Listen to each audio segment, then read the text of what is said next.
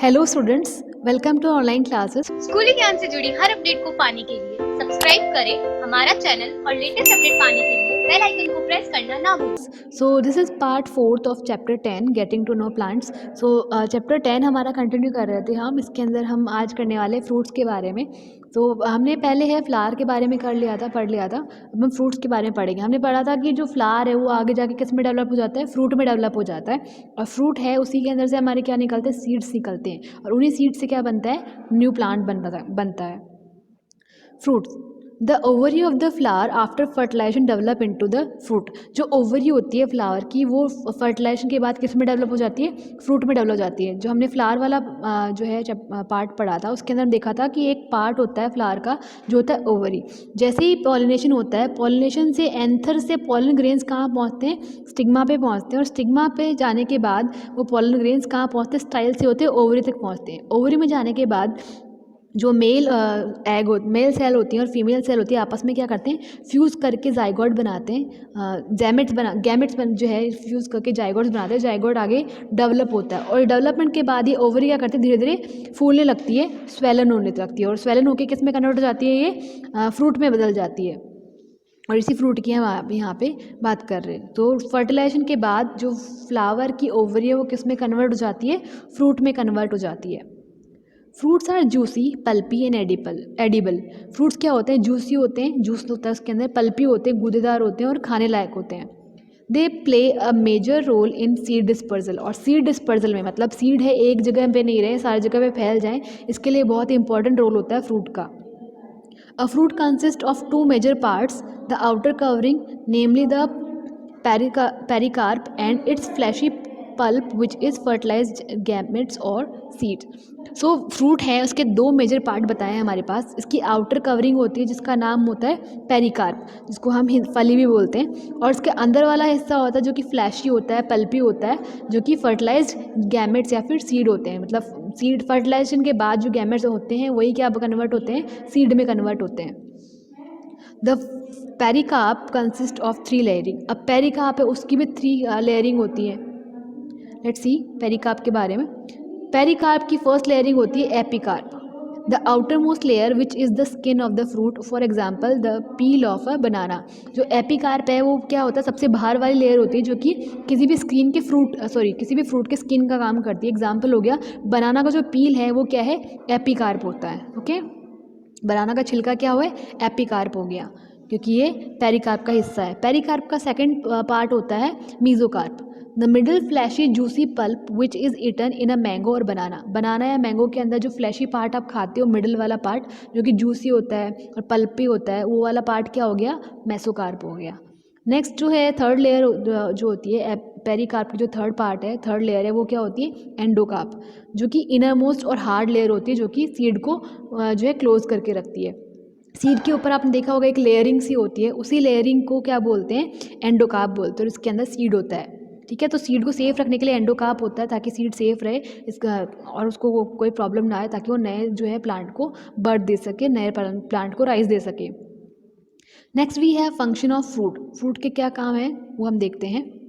A fruit is edible part of a plant and it store food. Fruit है plant का वो part है जिसको हम खा सकते हैं और ये अपने अंदर जो है फूड को स्टोर करके रखता है।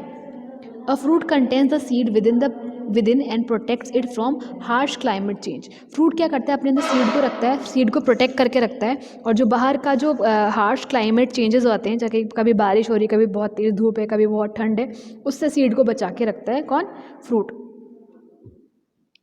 Third one is a fruit plays a major role in seed dispersal. Fruit की हेल्प से ही सीड का डिस्पर्जल होता है, मतलब सीड है अलग अलग जगह फैलता है ताकि अलग अलग जगह है नए प्लांट उग सकें। सो ये क्या होते हैं, फंक्शंस होते हैं किसी भी फ्रूट के। Next we have seed. तो प्लांट का जो है शूट सिस्टम है, उसके अंदर जो हमारा लास्ट पॉइंट है वो आता है सीड का, लास्ट पार्ट है किसी भी प्लांट का, वो क्या होता है, seed. Seed is very important part because seed से क्या होगा, नए प्लांट को राइज मिलेगा।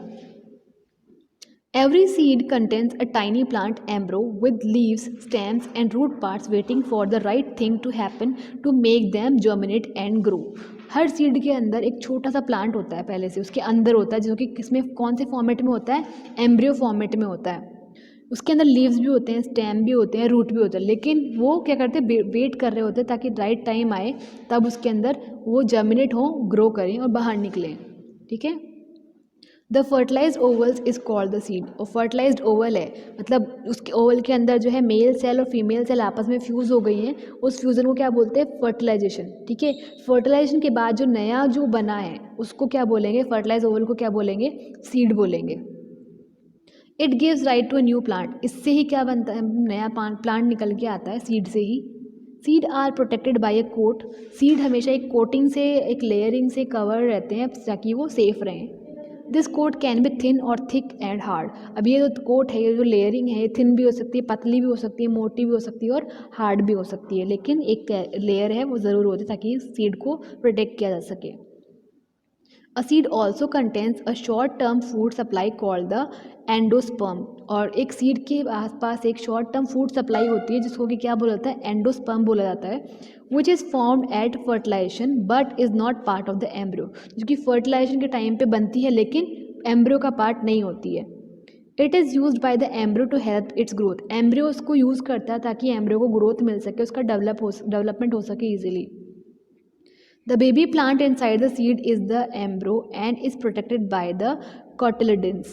और जो है उसके अंदर जो है बेबी प्लांट है, उसके अंदर जो सीड के अंदर बेबी प्लांट होता है जो कि जिसको कि एम्ब्रियो बोला जाता है, जिसको कि एक है कॉटिलिडन्स है जो कि प्रोटेक्ट करते हैं। कॉटिलिडन है जिसको कि सीड लीफ भी बोलते हैं, वो प्रोटेक्ट करके रखते हैं।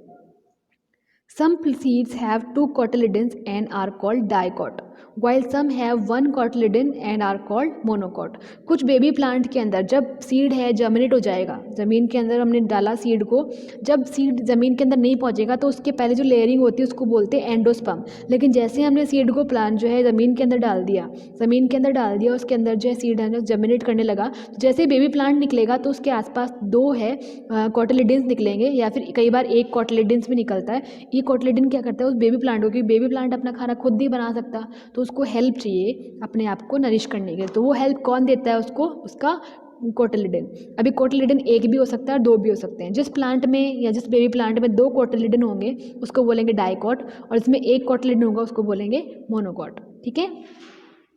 Next we have germination of seed. Seed का जर्मिनेशन कैसे होता है वो हम देखेंगे। जर्मिनेशन करना मतलब अंकुर फूटना। Give the optimum temperature, water and light, a seed germinates to give rise to a plant। जब एक प्लांट को या फिर एक सीड को प्रॉपर जो है टेम्परेचर मिलता है, प्रॉपर वाटर और लाइट मिलता है, तो सीड क्या करता है, एक नए प्लांट के अंदर जर्मिनेट होता है, निकलता है, अंकुर निकलता है, उसका नया बेबी प्लांट निकलता है सीड से। तो इसी को क्या बोलते हैं, जर्मिनेशन ऑफ सीड। सीड से बेबी प्लांट निकलना ही क्या हो गया, germination of seed. Next we have function of seed. Seed के काम क्या होते हैं, किसी भी बीज के काम क्या होंगे। A seed protects the embryo and provide nourishment for growth till the new saplings from the root forms the root. तो सीड क्या करता है, उस एम्ब्रियो जो सीड के अंदर होता है उसको प्रोटेक्ट करके रखता है, उसके अलावा उस एम्ब्रियो को उसकी ग्रोथ के लिए नरिशमेंट प्रोवाइड कराता है। जब तक कि छोटा सा पौधा वो है उसकी रूट नहीं निकल जाए तब तक वो जो है सीड है उसको नरिशमेंट भी प्रोवाइड कराएगा और प्रोटेक्शन भी प्रोवाइड कराएगा। Some seeds are light in weight, while some show hair-like structure which helps them to disperse properly। कुछ सीड्स हैं वो बहुत हल्की होते हैं और कुछ सीड में हेयर जैसे स्ट्रक्चर होते हैं, हेयर जैसे कुछ स्ट्रक्चर होते हैं जो कि उनको डिस्पर्स करने में, फैलने में हेल्प करते हैं। अब डिस्पर्जन क्यों ज़रूरी है, डिस्पर्जन इसलिए ज़रूरी है ताकि एक जगह पे एक जैसे पौधे ना उग जाएं, अलग अलग जगह पे, हर जगह होने चाहिए पौधे अलग अलग, ताकि उनको proper nourishment, proper water, proper sunlight मिलती रहे। इसलिए दूर दूर होना सीड का बहुत ज़रूरी है। और वो सीड दूर दूर कब जाएगा, जब वो डिस्पर्स होगा, फैलेगा। और वो फैलने के लिए कौन कौन हेल्प करता है, कई बार एयर, वाटर और एनिमल्स हैं उस सीड को डिस्पर्स होने के लिए हेल्प करते हैं। We have a awesome fact. In Milihabad, Uttar Pradesh, there is a huge mango tree in which 200 varieties of mangoes grow। मिलिहाबाद जो कि उत्तर प्रदेश में एक जगह है, वहाँ पे एक बहुत बड़ा मैंगो ट्री है जिस पे 200 तरह के मैंगोज़ हैं, उस पर लगते हैं। एक ट्री पे 200 तरह की वैरायटी है मैंगो की, वहाँ उगती है। सो ये एक बहुत ऑसम फैक्ट है। Next we have filling the blanks, जो कि हमारे जो है पेज नंबर 78 पर हमको मिलेगी। और फिलिंग द ब्लैंक्स आपको अपनी बुक में फिल करने हैं। You can take a screenshot from here and fill the book and let me explain it for you. The ovary of the flower after fertilization develop into the fruit. जब है fertilisation हो जाता है flower के अंदर, और fertilisation कहाँ होता है, ओवरी में जाके होता है। जब फर्टिलाइजेशन हो जाता है ओवरी के अंदर, तब क्या करता है वो जो है ओवरी है किस में डेवलप हो जाती है, फ्रूट में डेवलप हो जाती है। Two underground root are tap roots and fibrous root. Two type of underground roots क्या है, tap root and fibrous root. Tap root जिसके अंदर एक मेन रूट होती है, और फाइब्रस रूट में अलग अलग जो रूट्स होती हैं। यहाँ पे हमारे पास फ्लावर वाला पार्ट आता है। फ्लावर में पॉलिनेशन और फर्टिलाइजेशन कैसे होता है, late me explain it again for you. Flower है, हम उसको डिटेल में एक बार देख लेते हैं ताकि हमको आगे कोई प्रॉब्लम नहीं है। फ्लावर है, उसके अंदर सबसे पहले पार्ट होता है उसका पेडिकल, जो कि स्टॉक से जुड़ा रहता है, किसी भी प्लांट के स्टॉक से जो जुड़ा रहता है। Next we have sepal. क्या होता है, बड पोजीशन में प्लांट को सेफ रखती हैं। जब वो कली के फॉर्मेट में होता है कोई भी फ्लावर, तब उस फ्लावर को सेफ रखने का काम कौन करती हैं, ये सेपल्स करती हैं।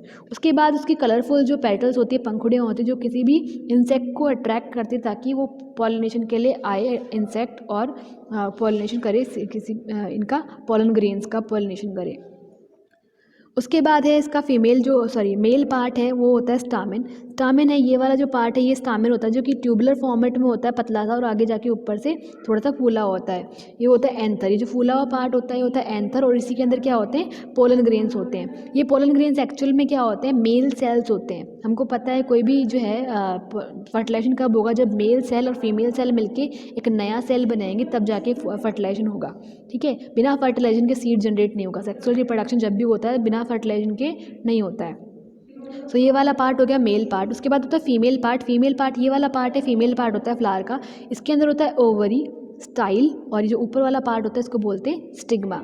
ठीक है, कोई अब जब भी पॉलिनेशन होगा, पॉलिनेशन किससे हो सकता है, हवा से हो सकता है, पानी से हो सकता है, या कोई भी इंसेक्ट के जरिए हो सकता है। कोई भी इंसेक्ट जब एंथर पे आके बैठेगा तो उसके पाँव में या उसके पंखों में क्या हो जाएंगे, पॉलन ग्रेन्स चिपक जाएंगे, और जब दो वापस आएगा स्टिग्मा पे तरफ आएगा तो स्टिग्मा के ऊपर वो जो पॉलन ग्रेन्स है वो झड़ जाएंगे। अब पॉलन ग्रेन्स स्टिग्मा से होते कहाँ पहुँचेंगे, स्टाइल से होते ओवरी तक पहुँचेंगे। तो पॉलन ग्रेन्स है, पॉलन ग्रेन्स में क्या था, मेल वाली जो स्ट्रक्चर थी वो इन पॉलन ग्रेन्स में थी, मेल सेल्स था वो पॉलन ग्रेन्स में था। तो यहाँ पे ओवरी में जाके फीमेल सेल और मेल सेल दोनों आपस में कंबाइन होंगे। कंबाइन होकर क्या बना लेंगे, एक नया सेल बना लेंगे जिसके अंदर दोनों पार्ट हैं, फीमेल सेल का पार्ट भी है और मेल सेल का पार्ट भी है। दोनों ये जो नया जो सेल बनेगा इसको बोलता है गैमेट। ठीक है, और जो है गैमेट से मिलके बनता है, मेल गैमेट्स और फीमेल गैमेट से मिलके क्या बनेगा, जाइगोट बनेगा। और ये जाइगोट आगे जाके किस में कन्वर्ट हो जाएगा, सीड में कन्वर्ट हो जाएगा। और जैसे ही यहाँ पे फर्टिलाइजेशन हो जाएगा, फर्टिलाइजेशन होने के बाद ही ओवरी क्या करेगी, यहाँ पे जैसे सीड बनने लगेगी, ओवरी क्या करेगी, एक रस से या पल्प से भर जाएगी, और ऐसे करके धीरे धीरे क्या करेगी, फूलने लग जाएगी, स्वेलन होने लग जाएगी, और स्वेलन होकर किस में कन्वर्ट हो जाएगी, ये फ्रूट में कन्वर्ट हो जाएगी। फॉर एग्जाम्पल आपने अनार का देखा होगा, अनार का जो फ्लावर है उसकी ओवरी धीरे धीरे फूलती है और किस में कन्वर्ट हो जाती है, वो फ्रूट में कन्वर्ट हो जाती है। या गवावा देखा होगा, जो अमरूद है उसके अंदर भी सेम यही वाला होता है, उसका फ्लावर ही सीधा कन्वर्ट हो जाता है सीधा। बाकी के फ्लावर को आप फ्रूट में कन्वर्ट होकर नहीं देख सकते हो, लेकिन गवावा और पोमेग्रेनेट दोनों को आप इजीली देख सकते हो, क्योंकि उनके ऊपर जो है लीव्स हैं, पेटल्स हैं, वो आपको शो होती हैं easily. So this was the pollination and fertilization of flower, कि फ्लावर में पॉलिनेशन और फर्टिलाइजेशन कैसे होता है, ये वाला वो था। So next you have the homework. Homework में आपको जो एक्सरसाइज है वो आपको इसके क्वेश्चन आंसर सर्च करने हैं। इसके जो है MCQs वगैरह है, फिलिंग द ब्लैंक्स हैं, वो आपको सेल्फ सर्च करने हैं। ठीक है, सो आपका होमवर्क रहेगा question A, B and C and D आपको अपनी बुक में सॉल्व करने। So that's all for today, thank you.